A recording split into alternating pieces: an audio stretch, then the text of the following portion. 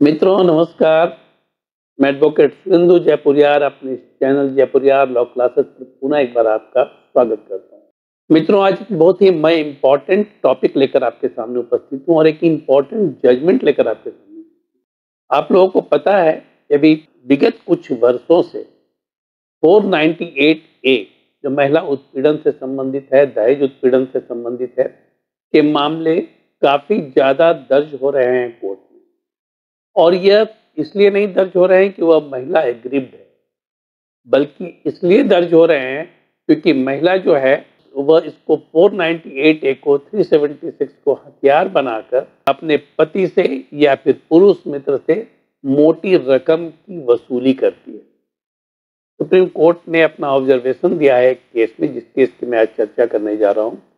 इसमें supreme court ने बहुत स्पष्ट तौर पर यह कहा है कि जो महिला संरक्षण से संबंधित कानून है, आईपीसी में जो महिला संरक्षण से संबंधित कानून है वह महिलाओं के प्रोटेक्शन के लिए है, न कि उसके दुरुपयोग के लिए। लेकिन हाल फिलहाल के दिनों में देखा गया है कि महिलाएं अपने पति को और उसके परिवार के लोगों को प्रताड़ित करने के लिए वह इस कानून का इस्तेमाल करती है। वो इस कानून का इस्तेमाल करती है, जिसमें सबसे ज्यादा दुरुपयोग 498A का हुआ। 498A एक बहुत ही मजबूत प्रोविजन था महिला प्रोटेक्शन के लिए, वुमेन प्रोटेक्शन के लिए, जो मैरिड महिला थी उनके प्रोटेक्शन के लिए। लेकिन उसका सबसे ज्यादा दुरुपयोग महिलाओं ने ही किया है अपने पति को प्रताड़ित करने के लिए और उनके परिवार के लोगों को प्रताड़ित करने के लिए।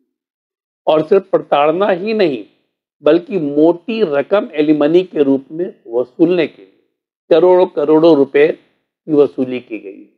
तो इस तरह से सुप्रीम कोर्ट ने जो ऑब्जर्वेशन दिया है वह बहुत ही कड़ा और सटीक ऑब्जर्वेशन दिया है। आपने अभी हाल के दिनों में देखा होगा कि अतुल सुभाष, जो कि बहुत ही प्रोग्रेसिव इंजीनियर था बेंगलुरु का, वो अपनी पत्नी और अपनी पत्नी के परिवार वालों के प्रताड़ना से सुसाइड कर लिया और उसने फेसबुक पर उसका अपना जो लंबा चौड़ा स्टेटमेंट भी दिया। यह पत्नी प्रताड़ना का एक बहुत ही ज्वलंत एग्जाम्पल है, जो कि 2024 दिसंबर में हुआ। और 24 दिसंबर में ही अरविंद भाटी नाम के आदमी ने भी सुसाइड कर लिया दिल्ली में। वह भी अपनी पत्नी से प्रताड़ित होकर, उनके परिवार वालों से प्रताड़ित होकर कर लिया। फिर अभी गुजरात में आप सुरेश सथादिया नाम के एक आदमी ने पत्नी से प्रताड़ित होकर सुसाइड कर लिया। पत्नी के परिवार वाले सारे लोग मिलकर प्रताड़ित करते रहे। 2025 जनवरी की घटना है, अभी इसी महीने की घटना है। और आज ही मैं पेपर में पढ़ रहा था तो मैंने देखा कि आज कल भी एक पति ने अपने पत्नी से प्रताड़ित होकर सुसाइड कर लिया। तो यह लिस्ट बड़ी लंबी है। आज मैंने जब वो पेपर में न्यूज पढ़ा तो मुझे लगा कि आप लोगों के लिए एक वीडियो मुझे इस पर बनाना चाहिए। और इन द मीन टाइम जब मैं ढूंढने लगा तो सुप्रीम कोर्ट का लेटेस्ट जजमेंट भी मुझे मिल गया, जिसमें सुप्रीम कोर्ट का ऑब्जर्वेशन जो था वह बहुत ही स्पष्ट था कि महिलाएं इस कानून का दुरुपयोग कर रही हैं अपने पति और पति के परिवार को प्रताड़ित करने के लिए, और साथ ही साथ मोटी रकम वसूल रही है एलिमनी के रूप में। दूसरा 376 का इस्तेमाल महिलाएं कर रही हैं अपने पुरुष मित्र को फंसाने के लिए, उनसे भी मोटी रकम की वसूली के लिए और उन्हें फंसाने के लिए। वो अपने पुरुष मित्र के साथ रहती हैं, लिव इन रिलेशनशिप में रहती हैं, और जब वो उनसे जरा भी विवाद होता है तो वो 376 का केस कर देती है। सुप्रीम कोर्ट ने बहुत सारे ऐसे केसेस को क्वैश कर दिया, क्योंकि अब जो न्यायालय में भी हमारे और आपके जैसे लोग ही बैठते हैं जो समाज से आते हैं और उन्हें भी समाज की सारी चीजें पता होती है। तो यह सारा जो मामला है वह उत्पीड़न का मामला है, प्रताड़न का मामला है और पैसा वसूली का मामला है। एक और मामला मैं बहुत ज्यादा देख रहा हूं कोर्ट में, जो पॉक्सो एक्ट के तहत लोगों को गलत तरीके से इम्प्लीकेट किया जा रहा है। कहीं पर जमीन विवाद है, वहां पर अपनी बेटी को सामने ले आया गया और जमीन विवाद को सलटाने के लिए पॉक्सो का केस कर दिया गया है। फिर उस जमीन को हड़पने के लिए अपनी बेटी के द्वारा पॉक्सो का केस करवा दिया गया। तो यह जो संरक्षण के लिए, इन लोगों के प्रोटेक्शन के लिए जो कानून बने हैं, वह उसका दुरुपयोग वे लोग काफी बड़े पैमाने पर कर रहे हैं। तो मैं पॉक्सो के केस में मैं बहुत नहीं जाना चाहता, क्योंकि पॉक्सो के केस बहुत ही सीरियस टाइप का ये ऑफेंस है और वहाँ पर यह भी पता करना बहुत मुश्किल हो जाता है कौन सही है कौन गलत है। लेकिन यहाँ जहाँ पर सुप्रीम कोर्ट का ऑब्जर्वेशन आया है वहाँ पर अपना ओपिनियन मैं दे सकता हूँ और वह सब सामने नजर भी आ रहा है। आज मैं जो एक केस की बात कर रहा हूँ एक बहुत ही हाई प्रोफाइल केस है, एक बहुत ही हाई प्रोफाइल केस है जहाँ पर पति अमेरिका का यूनाइटेड स्टेट ऑफ अमेरिका का नागरिक रहा है और वहां पर वह अपना बिजनेस चलाता है, मल्टीमीडिया का वह बिजनेस है, इंफॉर्मेशन टेक्नोलॉजी पर बिजनेस है और करोड़ों करोड़ का उसका बिजनेस है। वह भोपाल का रहने वाला है, उसका एंसेस्ट्रल घर जो है वह भोपाल में है और पुणे में भी उसका घर है। और एक ऐसी महिला जो खुद भी हाई प्रोफाइल है और वह काफ़ी क्वालिफाइड है, काफ़ी क्वालिफाइड होने के साथ साथ वह अपना कुछ बिजनेस भी करती है और लोगों को योगा वगैरह भी सिखाती है, कुछ फिजिकल इंस्ट्रक्टर के रूप में भी अपने सेंटर पर वह काम करती है। इन दोनों की मुलाकात सोशल मीडिया पर हुई और मैं एक बात बतला दूं कि दोनों डिवोर्सी हैं। पहले इन लोगों की शादी हो चुकी है और इन लोगों ने डिवोर्स लिया हुआ है। इन दोनों के बीच में शादी हुई और शादी होने के 6 महीने के बाद ही विवाद शुरू हो गया और केस मुकदमा शुरू हो गया, क्रिमिनल केसेस दायर होने शुरू हो गए। ये केस है, आपको मैं बतला दूं, ये केस है रिंकू बहेती, रिंकू बहेती पुणे के निवासी रिंकू बहेती वर्सेस संदेश शारदा का, जो उसके पति हैं संदेश शारदा, इनका केस है। ये केस नंबर है आपका ट्रांसफर पिटीशन सिविल 278/2023, जिसका जजमेंट आया है 19 दिसंबर 2024 को। सुप्रीम कोर्ट में जाकर यह मामले का निपटारा हुआ। तो मैं जैसा कि आप लोगों को बतला रहा था कि यह रिंकू बहेती जो कि पिटिशनर है और जो संदेश शारदा जो कि रिस्पोंडेंट है, दोनों का विवाह जो है वो सोशल साइट्स के माध्यम से 31/7/2021 को हुआ।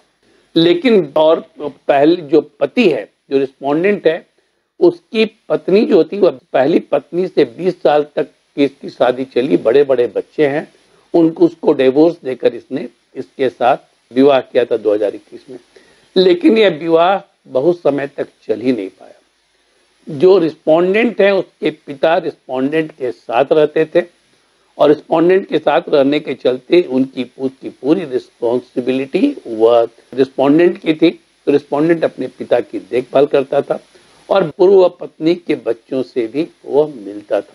इसी बात को लेकर विवाद शुरू हो गया। जो पिटिशनर है पत्नी रिंकू बहेती, वह नहीं चाहती थी कि वह अपने पूर्व पत्नी के बच्चों से मिले और अपने पिता को अपने साथ रखे। उसका एक ही डिमांड था कि वह बच्चों से नहीं मिले और अपने पिता को वह घर से बेदखल कर दे, निकाल दे, कोई भरण पोषण वह न दे। जिस बात को लेकर विवाद शुरू हो गया और इतना मेंटली टॉर्चर किया गया हस्बैंड को, इतना ज्यादा मेंटली टॉर्चर किया गया कि हस्बैंड ने एक म्यूचुअल डिवोर्स के लिए प्रपोज किया कि हम लोग जब साथ में रह नहीं सकते हैं तो हम लोग डिवोर्स ले लेते हैं म्यूचुअली। और वह बात कुछ बनी रही थी और काफी ज्यादा डिमांड था, लड़की का 50 करोड़ का डिमांड था। लेकिन बाद में लड़की ने रिफ्यूज कर दिया, ठीक है ना, रिफ्यूज कर दिया। तो हस्बैंड ने बाद में चलकर एक केस फाइल किया हबीबगंज थाना भोपाल में, जिसने उसने वाइफ की क्रूएल्टी की बात कही, मेंटल टॉर्चर की बात कही और यह सिर्फ यह डिमांड किया कि इसका प्रॉपर इन्वेस्टिगेशन किया जाए। उसने और कुछ भी नहीं कहा। उसने कहा कि इसका प्रॉपर इन्वेस्टिगेशन किया जाए, जो उसके साथ मेंटल टॉर्चर हो रहा है, जो उसका फिजिकल टॉर्चर हो रहा है, जो उससे पैसे की मांग की जा रही है, वह जो है उसको लेकर उसने इन्वेस्टिगेशन का डिमांड किया, ठीक है ना। वो केस फाइल हुआ हबीबगंज थाने में। उसके बाद पति इतना ज्यादा प्रताड़ित था कि उसने अपना डिवोर्स पिटीशन फाइल कर दिया फैमिली कोर्ट भोपाल में। ये फैमिली कोर्ट भोपाल में यह फाइल कर दिया 1/8/2022 को। अभी देखिए यह शादी का जस्ट 1 साल कंप्लीट हुआ था, 1 साल से कुछ ज्यादा थे। इसी दौरान डिवोर्स पिटीशन यह फाइल हो गया, पहला डिवोर्स पिटीशन। और यह डिवोर्स पिटीशन डिस्पोज ऑफ कर दिया गया कोर्ट के द्वारा। ये डिस्पोज ऑफ कर दिया गया और उसको विड्रॉ करने के लिए कहा गया कि विड्रॉ कर लीजिए, उसके डिस्पोज ऑफ कर दिया गया। और दूसरा पुनः एक केस फाइल किया गया, जो यह विड्रॉ करने के पहले दूसरा डिवोर्स पिटीशन पति के द्वारा ही फाइल कर दिया गया फैमिली कोर्ट भोपाल में, ठीक है ना। फैमिली कोर्ट भोपाल में ये फाइल कर दिया गया। जिसमें कि पति ने उसके ऊपर आरोप लगाया, पति ने उसके ऊपर मेंटल क्रूएल्टी, फिजिकल क्रूएल्टी और एक्सटॉर्शन का आरोप लगाते हुए पर डिवोर्स की मांग की पत्नी से। लेकिन यहाँ पर जो डिवोर्स पिटीशन फाइल हुआ उसमें पिटिशनर ने, जो कि पति था, जो डिवोर्स पिटीशन फाइल किया था, उसने वहां पर म्यूचुअल डिवोर्स के लिए आवेदन दिया, जिसमें पत्नी का भी साइन था। पति ने फाइल किया लेकिन म्यूचुअल डिवोर्स था, तो पत्नी ने उसके ऊपर यह आरोप लगा दिया कि फ्रॉडुलेंट तरीके से उसने डिवोर्स पिटीशन पर मेरा हस्ताक्षर ले लिया है। और ऐसी स्थिति में यह 2022 में यह पिटीशन जो था 29/8/2022 को यह पिटीशन जो था वह डिसमिस हो गया फैमिली कोर्ट भोपाल के द्वारा। अब उसके बाद पति ने तीसरा डिवोर्स पिटीशन फाइल किया, जिसमें कि उसने मांग की कि मुझे पत्नी के साथ नहीं रहना है, मैं अत्यधिक प्रताड़ित हूं और मुझे डिवोर्स दिया जाए। पत्नी यहाँ पर वह कंटेस्ट में सामने आ गई और सामने आकर उसने कंटेस्ट किया और साथ ही साथ सुप्रीम कोर्ट में एक ट्रांसफर पिटीशन भी फाइल कर दिया कि केस को पुणे ट्रांसफर कर दिया जाए, क्योंकि वह पुणे में रहती है। चूंकि 2 स्टेट का मामला था, इसीलिए ट्रांसफर पिटीशन जो था वह सुप्रीम कोर्ट में फाइल हुआ। यदि एक ही स्टेट का मामला होता, 2 डिस्ट्रिक्ट का मामला होता, तो हाई कोर्ट में ही फाइल होता।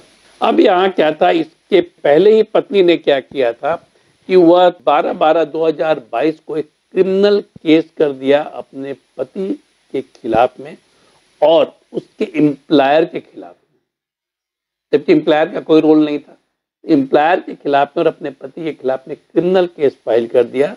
वह क्रिमिनल केस फाइल कर दिया यरवदा पुलिस स्टेशन पुणे में, section 369, 427, 452, 454 and 457 of the IPC के तहत। अब 3 दिन के बाद ही जब पत्नी को अपीयर होना था फैमिली कोर्ट भोपाल में, उसके अपीयरेंस का डेट था 15/12/2022 को, उसी दिन उसने एक और क्रिमिनल केस फाइल किया। अभी 12 तारीख को फाइल किया था, 2 दिन के बाद 15 तारीख को उसने फाइल कर दिया यरवदा पुलिस स्टेशन में ही एक और क्रिमिनल केस। वह केस फाइल किया अपने पति के खिलाफ और अपने ससुर के खिलाफ, जिसमें उसने छेड़छाड़ का आरोप लगाया, बलात्कार का आरोप लगाया और उसके साथ साथ अप्राकृतिक और यौन संबंध का आरोप लगाया, दहेज उत्पीड़न का आरोप लगाया, धमकी देने का आरोप लगाया। बहुत सारे आरोप लगाए गए।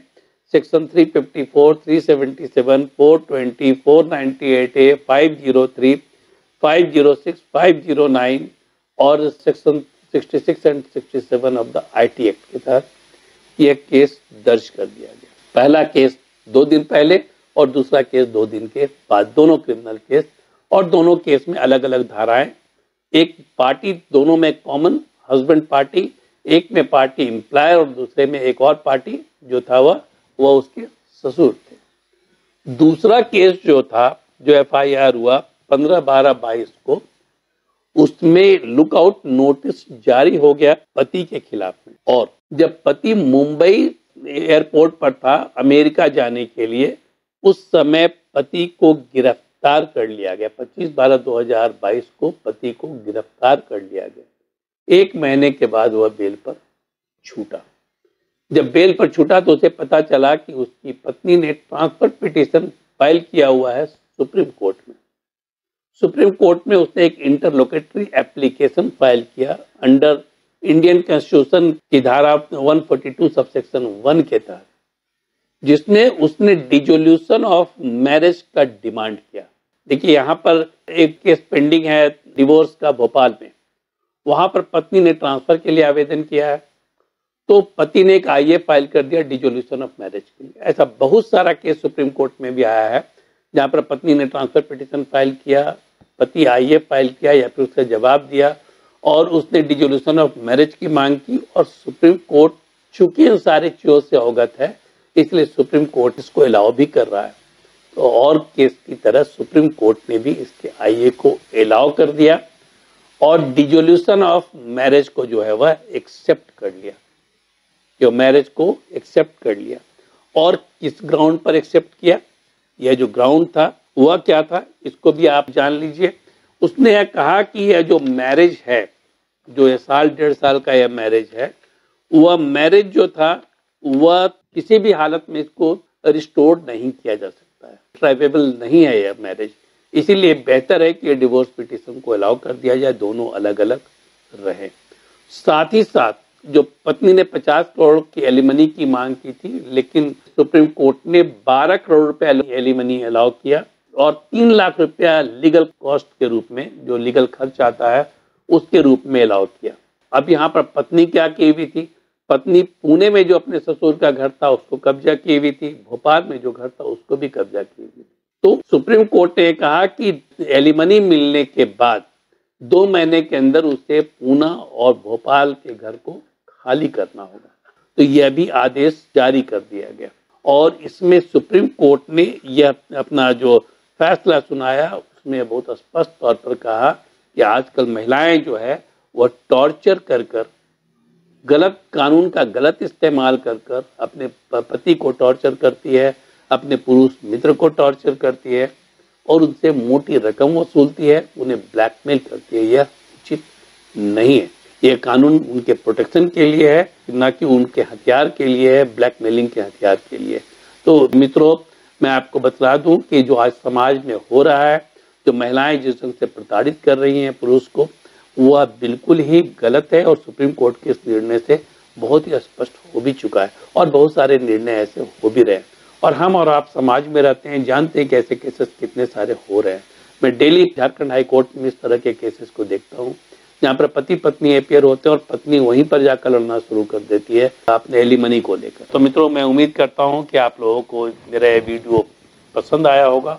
यदि वीडियो पसंद आया तो उसे अपने मित्रों तक को शेयर जरूर करें और लोगों को ज़्यादा से ज़्यादा इस मुद्दे पर जागरूक करने की कोशिश करें और हमारे चैनल को सब्सक्राइब जरूर करें। धन्यवाद।